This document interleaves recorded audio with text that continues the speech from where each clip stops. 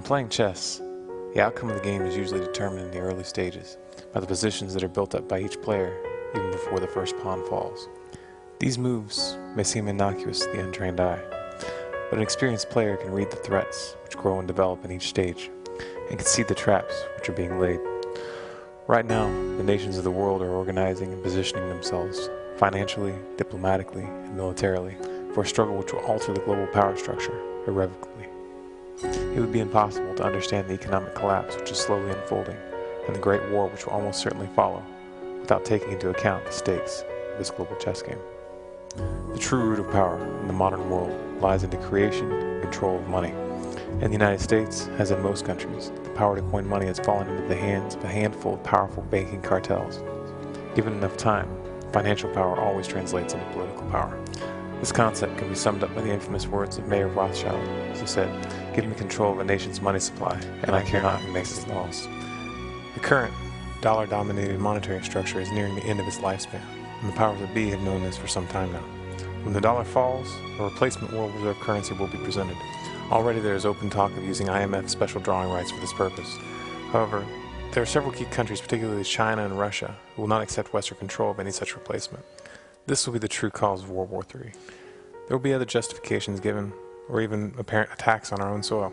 There will be the usual talk of fighting terrorism, spreading freedom, and liberating the people of this country or that. But don't be fooled. What's really at stake is the control over the world's monetary system and the global political power which will grow out of it. This is not a subject I enjoy thinking about, because as a father, I feel the implications of what I'm presenting here deep in my gut. I can understand why many might not want to look at what I'm about to say, and why they might resort to calling me a fearmonger. But consider this.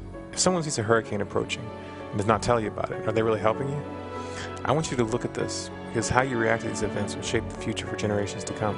What's at stake is more than your life, more than your children's life.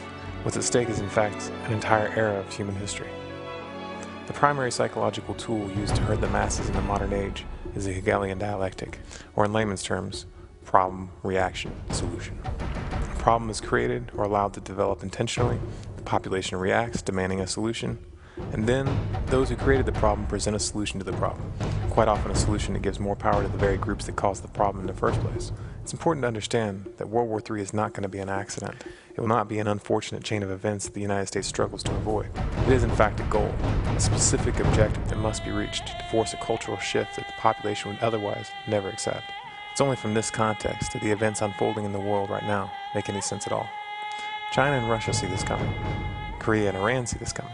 This is why these countries are currently in the process of completely revamping their militaries and moving their international trade off of the dollar. This is also why the American people were tricked, under the pretense of 9/11, into invading Iraq and Afghanistan. This is why Obama, or more accurately those who control Obama, have not and will not end our presence in the Middle East. They'll delay, they'll move troops from one country to the next, but they will not withdraw. Because in times of war, resources are taken by the barrel of the gun, and it is the control of key resources, such as oil, which ultimately determine the outcome of most wars. Whoever is able to maintain control of the primary oil fields of the world will have the most political leverage and the best capacity to wage conventional warfare. However, if World War III does break out, the chances that it will be restrained to conventional warfare are slim to none. Unless we radically change course right now, a nuclear war is baked in the cake. This is why when I talk about the great collapse that's coming, I show buildings in ruins and describe the total end of our way of life. You don't need to be a psychic to see this coming, any more than you need a crystal ball to see a train rushing headlong towards the edge of a cliff and know that a tragedy is about to unfold. I don't hold out much hope that this great war can be stopped. Stopping it would require a total popular uprising, a revolution like we recently saw in Egypt. And in my opinion, the American people are far too distracted and far too sedated for that to happen. My only hope is to alter the reaction. Please, don't look for boogeymen in foreign lands when the dust from the mushroom clouds clear. Don't send your children to kill and be killed for the lies that the media will feed you. Don't hand over what tattered threads of freedom you still possess in the name of security. Don't look to those who have brought you to the brink of the abyss in the futile hope that they will protect you. Because if you do, they will rebuild society in their own image. In the face of the dark times that are coming, we will have a tiny window of opportunity, a razor's edge path that leads to something different. We have a chance to look at the mistakes of history and choose not to repeat them. But what you need to understand is that a positive outcome is not guaranteed, and how those events unfold will depend on what we do right now.